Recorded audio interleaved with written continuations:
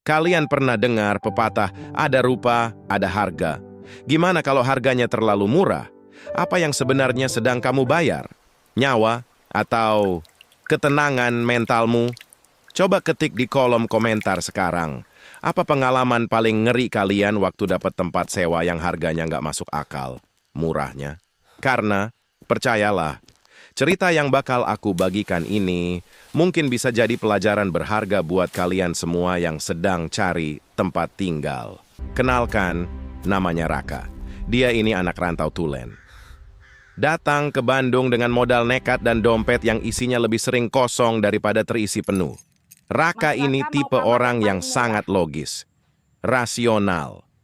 Baginya, hantu itu cuma ilusi optik, atau halusinasi karena kurang tidur dan kurang gizi. Dia nggak pernah percaya hal-hal mistis. Apalagi cerita seram yang sering diobrolkan teman-temannya di warkop. Sampai suatu hari, semuanya berubah. Waktu itu, Raka baru saja di PHK dari kerjaan paruh waktunya. Uangnya menipis drastis. Dia harus segera pindah dari kosannya yang lama dan mencari tempat baru yang super murah agar bisa bertahan hidup bulan ini. Setelah berhari-hari keliling, masuklah dia ke sebuah gang sempit di daerah pinggiran Bandung. Kalian tahu kan, hawa Bandung kalau malam atau pagi buta, dinginnya menusuk tulang. Tapi di gang ini, dinginnya beda. Ada kabut tipis yang menempel di tanah, seolah enggan pergi, walau matahari sudah mulai naik. Di ujung gang buntu itu, berdirilah sebuah rumah kos tua. Bangunannya besar, bergaya Belanda peninggalan zaman dulu. Catnya sudah menguning dan mengelupas di sana-sini. Atapnya tinggi, jendelanya besar-besar, tapi kusam karena debu. Ibu kosnya, sebut saja Ibu Sri. Saat pertama kali bertemu, Ibu Sri menyambut Raka dengan senyum yang aneh. Matanya tidak pernah menatap langsung ke mata Raka, selalu melirik ke bawah atau ke arah lorong kos-kosan yang gelap. Mas Raka, mau kamar yang paling murah? Tanya Ibu Sri. Suaranya pelan, serak, nyaris seperti berbisik di telinga. Ada, kamar nomor 4, paling ujung belakang. Harganya gila. Cuma sepertiga dari harga pasaran normal kamar kos di Bandung. Tanpa pikir panjang, Raka langsung mengiyakan. Otak logisnya berteriak girang, murah, lumayan luas, sisa uang bisa buat makan sebulan. Kenapa enggak? Raka pun berjalan menyusuri lorong panjang yang remang-remang. Lampunya kuning redup, sering berkedip-kedip, bikin suasana jadi agak muram. Sampailah dia di depan kamar nomor 4. Pintu kayunya tebal. Saat Raka mendorongnya, kreik. Bunyinya panjang dan menyayat telinga, khas engsel berkarat yang lama tidak diminyaki. Begitu dia melangkah masuk, wush. Ada hembusan angin dingin yang tiba-tiba menyergap tengkuknya. Padahal jendela tertutup rapat. Anehnya, kamar itu sangat rapi dan bersih. Tapi ada bau yang mengganjal di hidung Raka. Bau kapur barus, cukup tajam. Dan di balik bau kapur barus itu, tercium wangi bunga melati yang sangat tipis. Saking tipisnya, kadang hilang, kadang tercium lagi kalau dia menarik napas dalam-dalam. Mata Raka langsung tertuju pada satu benda. Di sudut ruangan yang agak gelap, berdiri sebuah lemari jati tua. Warnanya coklat gelap, ukirannya klasik meliuk-liuk seperti tanaman rambat, ujungnya lancip. Tapi yang bikin aneh, ada sebuah gembok besi karatan berukuran besar yang menggantung di pintunya. Mengunci lemari itu rapat-rapat. Itu peninggalan penghuni lama. Suara Ibu Sri tiba-tiba memecah keheningan. Raka tersentak, kaget setengah mati. Dia menoleh ke ambang pintu. Ibu Sri berdiri di sana, diam seperti patung. Ibu Sri perlahan menyodorkan kunci kamar. Saat Raka menerimanya, ujung jari mereka bersentuhan. Tangan Ibu Sri dingin sekali, seperti es batu. Sebelum berbalik pergi, Ibu Sri menatap Raka lekat-lekat. Kali ini matanya tidak menghindar. Pandangannya kosong, tapi menembus pertahanan Raka. Mas Raka, panggilnya lirih, suaranya sedikit bergetar. Tinggal di sini tidak apa-apa. Asal jangan pernah melanggar dua pantangan ini. Raka mengerutkan kening. Logikanya mulai merasa ada yang lucu. Pantangan apa itu? Ibu? Pertama, Ibu Sri menunjuk ke arah lemari kayu jati di sudut ruangan. Jangan pernah mencoba membuka gembok lemari itu. Apapun yang Mas Raka dengar dari dalam sana, biarkan saja terkunci. Raka terdiam. Dengar, memangnya ada suara apa di dalam lemari kosong? Ibu Sri menarik napas panjang. Udara di kamar seolah ikut membeku sejenak. Dan yang kedua, jika Mas Raka makan atau tanpa sengaja menumpahkan sesuatu di lantai pada malam hari, Ibu Sri menelan ludah. Jangan pernah menyapu kamar ini setelah jam 11 malam. Biarkan kotor. Tunggu sampai pagi. Raka tersenyum tipis. Dalam hati, dia tertawa. Mitos orang tua zaman dulu. Pamali ini, pamali itu. Dia cuma mengangguk sopan untuk mengiyakan.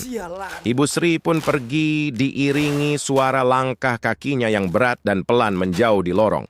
Raka menutup pintu kamar, menguncinya. Dia sendirian sekarang. Dia merebahkan diri di kasur busa yang tipis. Matanya menatap langit-langit kamar. Lalu, tatapannya turun, perlahan beralih ke arah lemari jati tua itu. Entah kenapa, meskipun dia orang yang sangat logis, dia merasa benda mati di sudut ruangan itu sedang menatap balik ke arahnya. Menunggu malam tiba. Malam pertama di kosan baru. Kalian pasti tahu rasanya tidur di tempat yang sama sekali asing, kan? Ada perasaan janggal yang susah dijelaskan. Udara terasa beda. Suara-suara dari luar terdengar asing. Raka merasakan persis hal itu. Dia merebahkan badannya di atas kasur busa yang tipis. Jam di layar HP sudah menunjukkan angka 11.30 malam. Udara malam Bandung sedang dingin-dinginnya. Kabut di luar jendela seakan menebal, seolah memaksa masuk lewat celah ventilasi di atas pintu. Raka menarik selimutnya sampai sebatas leher, memejamkan mata. Tapi, baru saja dia mau terlelap. Srek, srek. Raka membuka mata. Matanya menatap langit-langit kamar yang remang-remang. Suara apa itu? Pelan, sangat pelan. Bunyinya seperti kuku panjang yang digarukan perlahan ke permukaan papan kayu. Srek, srek, srek. Raka menahan napas. Dia menajamkan pendengarannya. Sumber suara itu tidak datang dari luar kamar, bukan dari lorong, bukan juga dari atap. Sumbernya berasal dari sudut kamar, dari arah lemari jati tua itu. Suara itu berasal dari dalam lemari. Raka bangkit, duduk di pinggir kasur. Matanya menyipit menembus kegelapan, menatap tajam ke gembok berkarat yang masih terkunci rapat di pintu lemari.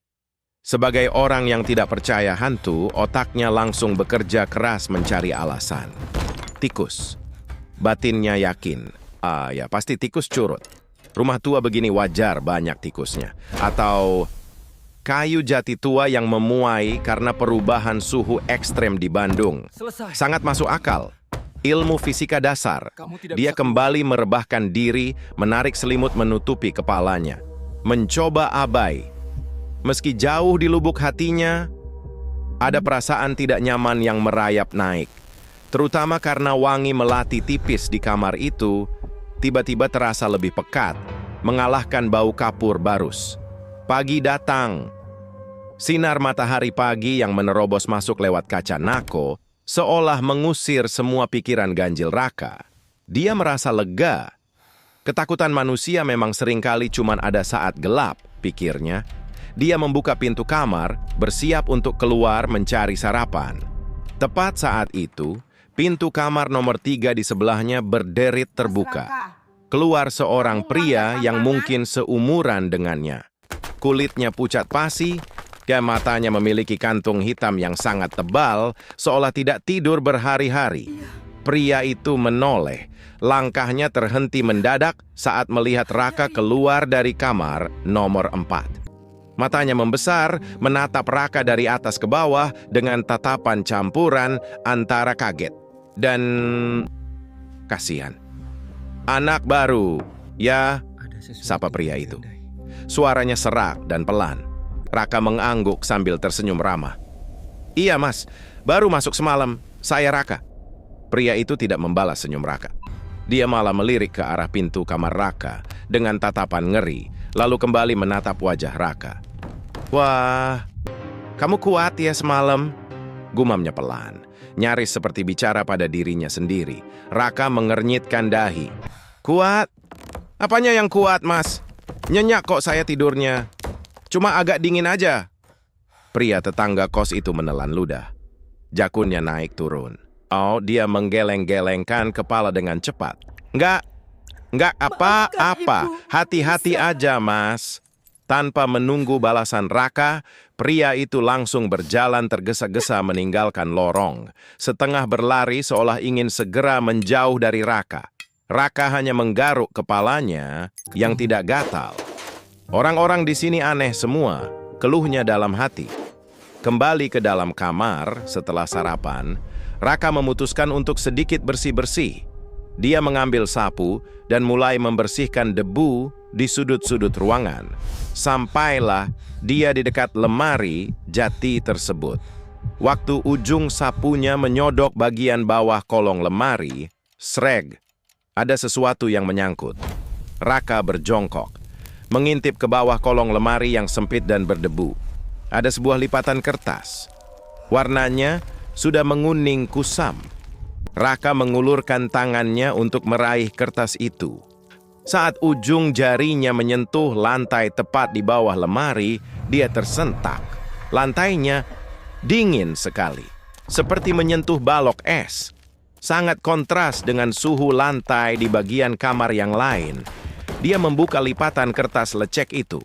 Ada tulisan tangan di sana. Tinta hitamnya sudah memudar dan luntur di beberapa bagian. Tulisannya berantakan, seolah ditulis dengan tangan yang gemetar hebat ketakutan. Hanya ada 3 kata. "Dia mencari ibunya." Raka terdiam kaku. Jantungnya tiba-tiba berdegup lebih kencang. Udara di dalam kamar terasa turun drastis dalam sekejap. Bulu kuduk di tengkuknya meremang. Dia? Siapa dia? Dan mencari siapa? Otak logis Raka kembali mengambil alih. Paling kerjaan anak iseng. Atau catatan penghuni lama yang lagi nulis puisi galau. Dia meremas kertas itu dan melemparkannya ke tempat sampah di pojok ruangan. Dia tidak mau memikirkannya lagi. Malam kedua tiba. Ini adalah malam di mana semua logika yang Raka banggakan akan hancur berantakan. Jam di laptop Raka sudah menunjukkan pukul 11.45 malam. Raka sedang duduk lesehan di atas tikar, sibuk mengetik lamaran kerja. Suasana kos-kosan sangat sepi, sunyi senyap. Hanya suara ketikan tik-tak dari keyboard yang menemani malamnya. Lalu, keheningan malam itu pecah. Kalik, suara besi beradu. Tajam dan keras memecah kesunyian. Tangan Raka berhenti mengetik di udara. Keringat dingin seketika merembes di pelipisnya. Dadanya sesak. Dia tahu persis dari mana arah suara itu berasal.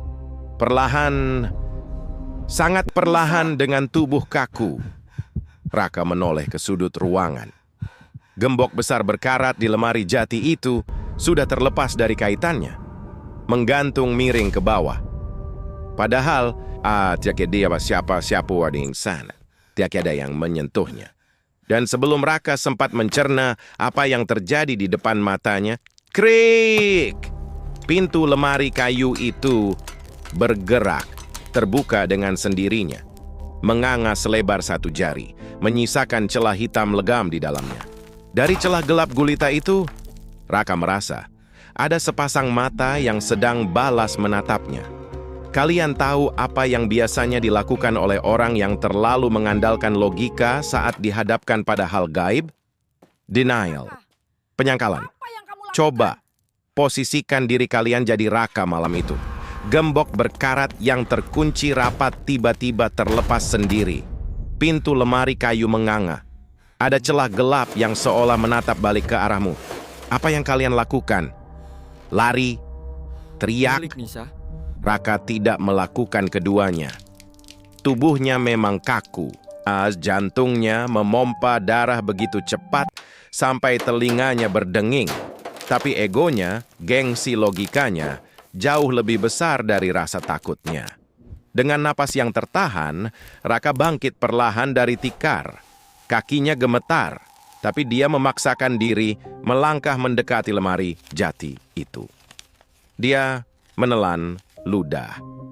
Udara di dekat lemari itu jauh lebih dingin dari bagian kamar lainnya. Lalu, dengan satu gerakan cepat, brak! Raka menutup rapat pintu lemari itu. Dia memungut gembok berkarat yang jatuh di lantai, lalu memasangnya kembali, meski pengaitnya sudah agak longgar. Cuma angin, gumamnya dengan suara bergetar, mencoba meyakinkan dirinya sendiri. Engselnya miring, gemboknya udah rusak, fisika dasar, udah beres.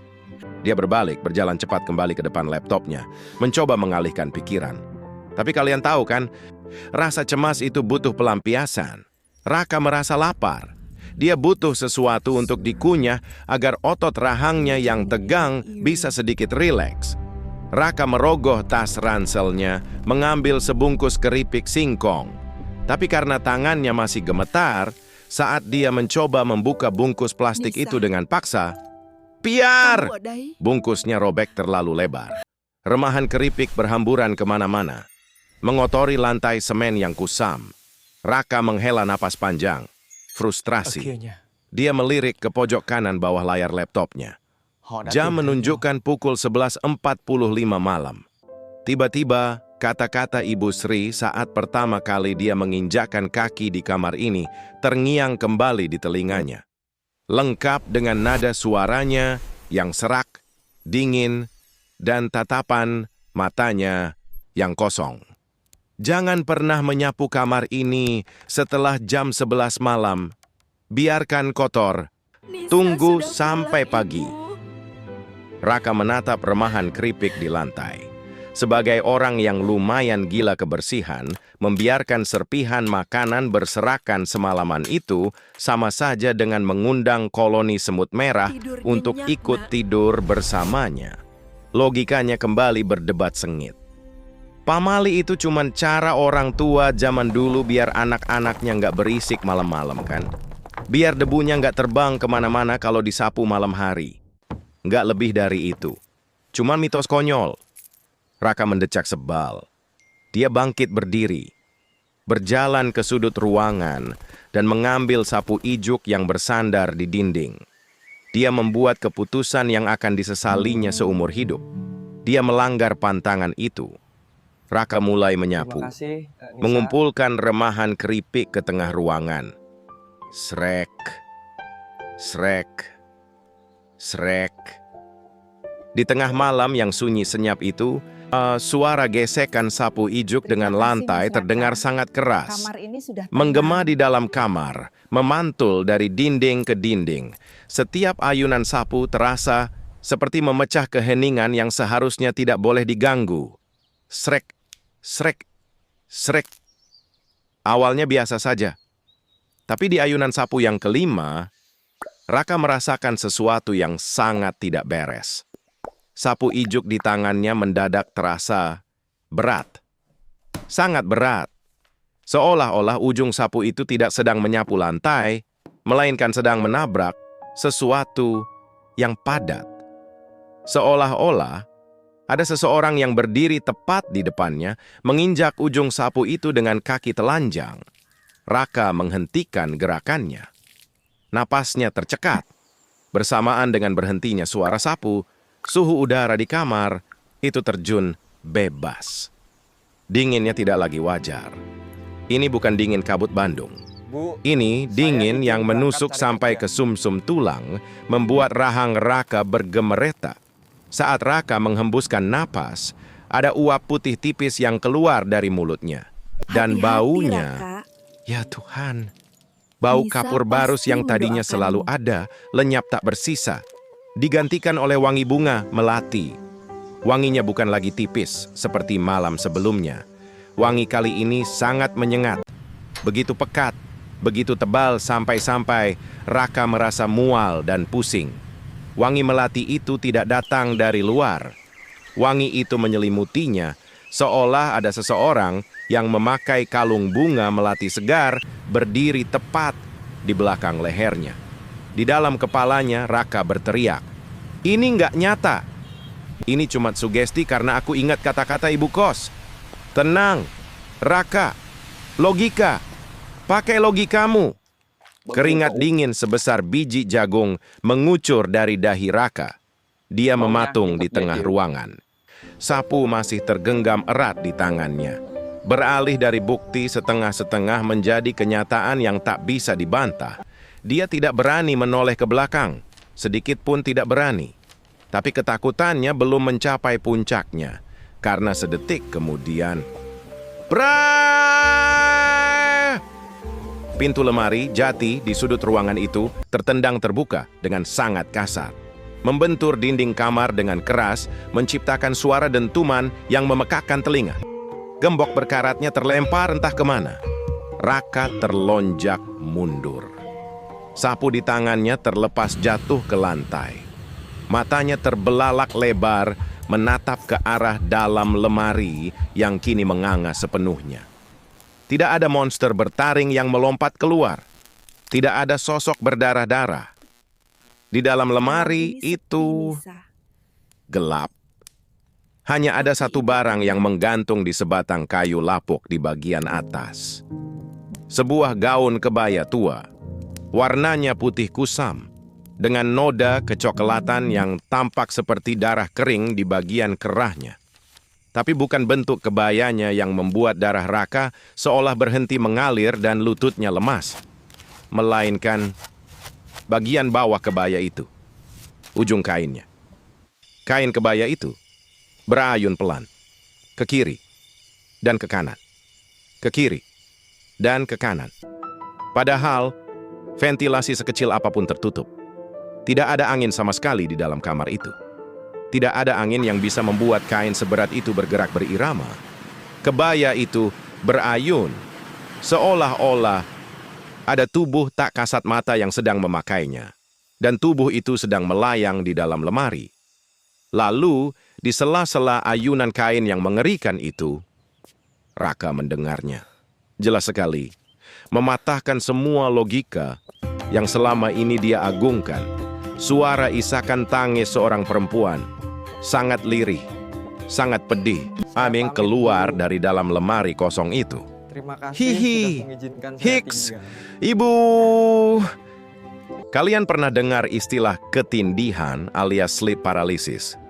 Secara medis, katanya itu kondisi di mana otak kita sudah bangun, tapi otot tubuh masih tertidur lelap. Logika akan bilang itu cuma masalah gelombang otak. Tapi, setelah apa yang dialami Raka di malam ketiga, semua jurnal medis di dunia nggak akan bisa meyakinkannya lagi. Malam ketiga, malam penentuan. Setelah kejadian menyapu semalam, Raka sebenarnya sudah berniat angkat kaki. Tapi, realita menamparnya keras-keras. Dompetnya kosong melompong. Dia tidak punya tempat tujuan di Bandung. Mau tidak mau, dengan sisa-sisa kewarasan yang ada, dia harus bertahan satu malam lagi. Sebelum tidur, Raka menggeser meja belajarnya yang lumayan berat. Dia memblokir pintu lemari jati itu rapat-rapat, menguncinya dari luar dengan beban meja.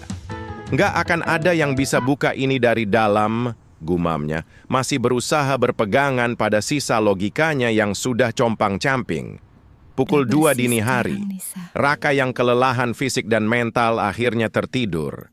Tapi tidurnya gelisah, sangat gelisah. Tiba-tiba matanya terbuka. Kamar gelap gulita. Hanya ada sedikit cahaya remang dari lampu jalan yang menembus ventilasi. Raka mencoba bergerak untuk mengambil posisi miring. 1 detik, 2 detik. Tubuhnya kaku, membatu. Dia tidak bisa menggerakkan ujung jarinya sekalipun. Lehernya seolah dikunci. Mulutnya terkunci rapat, tidak bisa mengeluarkan suara sedikit pun. Dadanya, ya Tuhan, dadanya terasa sangat berat. Seolah ada balok beton seberat puluhan kilogram yang menindih tulang rusuknya. Napasnya tersengal, pendek-pendek. Di tengah kepanikan yang luar biasa itu, suhu kamar merosot tajam. Udara yang tadinya pengap berubah menjadi sedingin es. Napas Raka menghasilkan uap putih di udara, dan baunya kembali. Wangi bunga melati yang sangat pekat bercampur dengan bau tanah basah dan bau anyir darah. Raka hanya bisa menggerakkan bola matanya. Dia melirik ke arah sudut kamar, ke arah lemari jati. Meja belajar yang tadi dia pakai untuk memblokir pintu lemari, perlahan bergerak bergeser ke samping.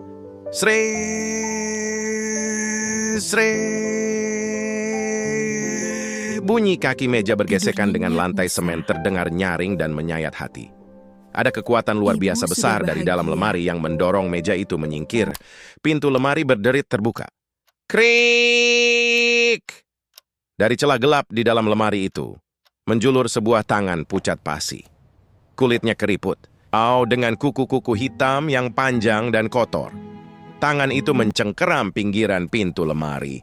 Lalu sesosok tubuh perlahan merangkak keluar. Ya, merangkak. Bukan melayang seperti di film-film. Sosok itu merayap di lantai seperti laba-laba raksasa yang tulangnya patah-patah. Rambutnya hitam, sangat panjang. Kusut Masai menutupi seluruh wajahnya. Ia mengenakan kebaya putih kusam yang sama dengan yang Raka lihat semalam. Noda kecoklatan di kerahnya kini terlihat jelas seperti darah yang mengering. Di dalam kepalanya, Raka berteriak histeris. "Tuhan, tolong! Tolong aku!" Raka mencoba meronta, tapi tubuhnya mati rasa. Keringat dingin membasahi seluruh kasurnya. Ini bukan halusinasi, ini nyata. Sosok kuntilanak itu terus merangkak mendekati ranjang Raka. Suara tulang-tulangnya yang bergesekan terdengar kemeretak memecah kesunyian malam. Sosok itu kini berada tepat di samping kasur Raka yang tipis. Perlahan, ia mengangkat tubuhnya, mengambang di atas tubuh Raka yang kaku. Rambut panjang yang kusut dan berbau tanah makam itu menjuntai turun, menyapu wajah Raka. Raka memejamkan mata rapat-rapat. Dia pasrah. Logikanya mati total. "Tuhan, kalau ini akhir hidupku, maafkan kesombonganku selama ini." Batin Raka menangis. Dia menunggu rasa sakit, menunggu lehernya dicekik atau dadanya dirobek. Tapi, sedetik berlalu, 10 detik berlalu. Tidak terjadi apa-apa. Rasa berat di dadanya justru perlahan berkurang. Raka memberanikan diri membuka mata sedikit. Wajah sosok itu kini hanya berjarak beberapa jengkal dari wajah Raka. Rambutnya sedikit tersingkap. Raka bisa melihat wajah pucat pasi yang hancur. Namun matanya, mata yang melotot itu menatap Raka dengan tatapan yang sangat dalam. Bukan tatapan penuh amarah atau dendam. Sesuatu menetes, jatuh tepat di pipi Raka. Raka tersentak di dalam diam. Air, dingin sekali. Raka menatap mata sosok itu. Makhluk mengerikan di atasnya ini sedang menangis. Air matanya menetes, membawa kesedihan yang entah kenapa membuat dada Raka ikut terasa sesak dan nyeri. Ketakutannya perlahan bercampur dengan kebingungan yang luar biasa. Perlahan, sosok itu mengangkat tangan kanannya yang pucat bergetar. Dia tidak mengarahkannya ke leher Raka. Tangan itu menunjuk lurus melewati Raka, menunjuk ke arah sudut kamar, tepat ke arah papan lantai kayu yang sudah lapuk, yang berada persis di bawah kolong lemari jati tua itu. Sosok itu membuka mulutnya yang menghitam. Tidak ada tawa melengking yang keluar. Yang ada hanyalah suara rintihan lirih, serak, penuh penderitaan dan kerinduan yang sangat amat dalam. Toh, long, bu. Seketika napas Raka terhentak. Beban di dadanya lenyap. Raka terlonjak duduk di atas kasur sambil menarik napas panjang, tersedak udara segar. Sosok itu menghilang, lenyap tak berbekas, kamar kembali sepi, suhu kembali normal. Tapi, pintu lemari di sudut ruangan itu masih menganga lebar. Dan untuk pertama kalinya, Raka menyadari sesuatu. Lantai papan di bawah lemari itu sedikit terangkat, menyisakan celah berlubang yang menganga dalam kegelapan, menunggu untuk dibongkar. Pagi itu, matahari Bandung bersinar terik, tapi Raka masih gemetar di atas kasur. Bajunya basah oleh keringat dingin. Dia menatap celah lantai kayu di bawah lemari jati itu. Rasa takutnya, entah kenapa, pelan-pelan terkikis oleh rasa penasaran. Dan sejujurnya, ada rasa sesak di dadanya mengingat rintihan tangis sosok semalam. Tanpa cuci muka, Raka melesat keluar kamar. Setengah berlari menyusuri lorong, dia menggedor pintu kamar Ibu Sri dengan keras. "Bu! Ibu Sri! Buka, Bu!" Panggil Raka dengan napas memburuk. Pintu terbuka. Ibu Sri menatapnya kaget, wajahnya pias. "Ada apa, Mas Raka? Kamu lihat dia? Ikut saya, Bu. Sekarang." Raka Ibu tidak Sri, banyak bicara. hati-hati Dia di menarik jalan, lengan Raka. ibu kos, Datang lagi menuntunnya ya. masuk ke kamar nomor 4. Dia lalu meminjam palu dari kotak perkakas di dekat dapur. Dengan sisa tenaga yang ada, Raka menggeser lemari jati tua yang sangat berat itu. Sreg! Debu beterbangan. Papan lantai kayu yang lapuk kini terlihat jelas. Ibu Sri mundur selangkah, menutup mulutnya dengan kedua tangan. Matanya terbelalak ngeri. Raka menyelipkan ujung palu ke celah papan, lalu mendongkelnya sekuat tenaga. Kerak! Papan kayu itu patah, menganga. Kalian tahu apa yang ada di baliknya? Bukan tengkorak. Bukan mayat yang membusuk seperti bayangan liar Raka semalam. Di dalam lubang gelap berdebu itu, tergeletak sebuah kotak kaleng biskuit tua. Karatan, sengaja disembunyikan. Raka meraih kotak itu perlahan. Lantai tidak lagi terasa dingin. Dia membersihkan debunya, lalu membuka tutup kaleng yang sudah seret. Kriet. Di dalamnya ada beberapa barang. Sebuah jepit rambut usang yang warnanya sudah pudar. Sebuah buku harian kecil bersampul merah. Dan sepucuk surat dengan tulisan tangan yang tintanya sudah luntur oleh tetesan air. Raka mengambil surat itu. Membacanya dalam hati. Belum sampai kalimat ketiga, dada Raka seolah ditusuk ribuan jarum. Dia mendongak, menatap Ibu Sri yang tubuhnya mulai bergetar hebat. "Bu!" Suara Raka parau. "Ibu punya anak perempuan, namanya Nisa?" Mendengar nama itu, kaki Ibu Sri langsung lemas. Beliau ambruk ke lantai, jatuh berlutut. Tangisnya pecah seketika. "Nisa, anakku. Dari mana kamu tahu nama anakku, Mas?" Raka menyerahkan surat berdebu itu ke tangan Ibu Sri yang gemetar. Surat itu adalah surat terakhir Nisa. Anak perempuan semata wayang Ibu Sri. Belasan tahun lalu, Nisa kabur dari rumah karena pertengkaran hebat dengan ibunya. Nisa bersumpah tidak akan kembali, tapi hidup di perantauan sangat keras. Nisa jatuh sakit parah, sendirian. Di saat-saat terakhirnya, Nisa menulis surat ini, meminta maaf, memohon ampunan, merindukan ibunya. Tapi surat itu tidak pernah sempat dikirim sampai dia menghembuskan napas terakhirnya di sebuah kamar kos murah di kota lain. Lalu, kenapa barang-barangnya ada di sini? Tangis Ibu Sri histeris, memeluk kotak kaleng itu ke dadanya.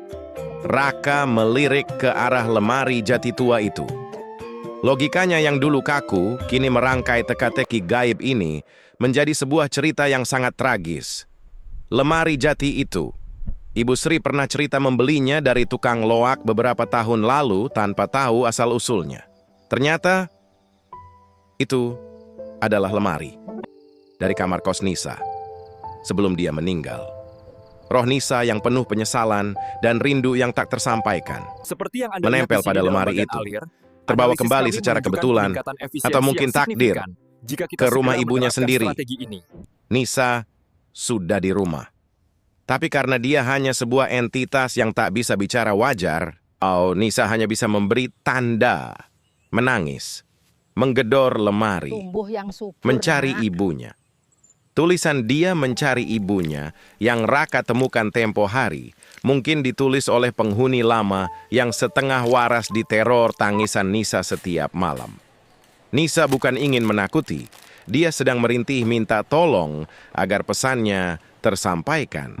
Pagi itu, kamar nomor 4 dipenuhi isak tangis yang menyayat hati. Ibu Sri memeluk kebaya usang dari dalam lemari, kebaya yang ternyata adalah hadiah ulang tahun terakhir darinya untuk Nisa sebelum Nisa kabur. Ibu maafkan kamu, Nak. Ibu sudah lama memaafkan kamu. Pulanglah, Nisa. Istirahatlah yang tenang. Bisik Ibu Sri di sela tangisnya yang meraung. Keajaiban pun terjadi. Kalian boleh tidak percaya. Tapi saat kalimat maaf itu terucap dari mulut Ibu Sri, udara di kamar nomor 4 berubah drastis. Rasa dingin Selamat datang di yang rumah menggigit kami. tulang itu menguap begitu saja. Sinar matahari pagi yang menerobos masuk lewat ventilasi terasa sangat hangat, menerangi seluruh sudut ruangan. Bau kapur barus dan melati yang mistis itu lenyap tak berbekas. Benar-benar hilang. Ruangan itu kembali menjadi ruangan biasa. Raka tersenyum tipis, matanya berkaca-kaca. Logikanya akhirnya berdamai dengan hal yang tak kasat mata. Dia sadar satu hal. Kadang, apa yang kita sebut sebagai hantu jahat atau teror mengerikan hanyalah wujud dari jiwa kesepian yang terjebak dalam rasa bersalah. Mereka hanya memohon bantuan agar luka keluarganya bisa disembuhkan. Sebulan berlalu setelah kejadian itu. Ibu Sri memutuskan menjual rumah kos tua itu dan pulang ke kampung halamannya untuk hidup tenang. Makam Nisa sudah diurus dengan layak. Sebelum pergi, Ibu Sri memberikan sejumlah uang pada Raka sebagai tanda terima kasih yang tak terhingga. Uang itu lebih dari cukup untuk Raka menyewa kamar kos baru yang jauh lebih bersih, terang, dan aman. Tidak ada lagi harga murah yang tidak masuk akal. Semuanya berakhir dengan baik. Luka lama keluarga yang sembuh, dan Raka yang kembali menata hidupnya. Semoga kamu Tapi, bahagia di sana. Nak. cerita ini belum benar-benar selesai. Suatu malam, di kosan barunya, Raka sedang lembur mengerjakan tugas. Dia tidak sengaja menjatuhkan bungkus biskuit ke lantai. Refleks, karena dia memang gila kebersihan, Raka mengambil sapu dan mulai membersihkan lantai. Srek, srek, srek. Tiba-tiba, gerakannya terhenti. Raka melirik ke arah jam di dinding. Pukul 11.30 malam. Jantung Raka berdegup sejenak. Ingatannya kembali ke malam mengerikan di kamar nomor 4 itu. Namun, kali ini tidak ada suhu yang merosot tajam. Selamat Tidak tinggal, ada Ibu. lemari yang terbuka sendiri. Terima kasih, Raka. Hanya saja, tiba-tiba ada hembusan angin yang sangat lembut melewati tengkuknya. Dan sedetik kemudian, hidung Raka menangkap sebuah aroma. Sangat tipis, sangat lembut. Bukan bau anyir, bukan bau tanah kuburan, melainkan wangi bunga melati yang sangat segar, tercium sesaat, seolah ada seseorang yang tersenyum melewatinya. Bersamaan dengan itu, sayup-sayup Raka seperti mendengar bisikan halus yang menenangkan Terima di kasih, telinga Mas Raka. kanannya. Terima Kita kasih, semua Mas. sudah pulang. Raka mematung sejenak. Lalu dia tersenyum, meletakkan sapunya kembali ke sudut ruangan. Sama-sama, Nisa. Tidur yang nyenyak ya, gumam Raka pelan. Raka akhirnya naik ke atas kasur, mematikan lampu, dan tidur dengan sangat lelap. Kali ini, tanpa ada gangguan apapun. Karena dia tahu, out need logic, and it the best so. Trito bas high bird dampenin, sa liaw ben rasa berin with fafeno.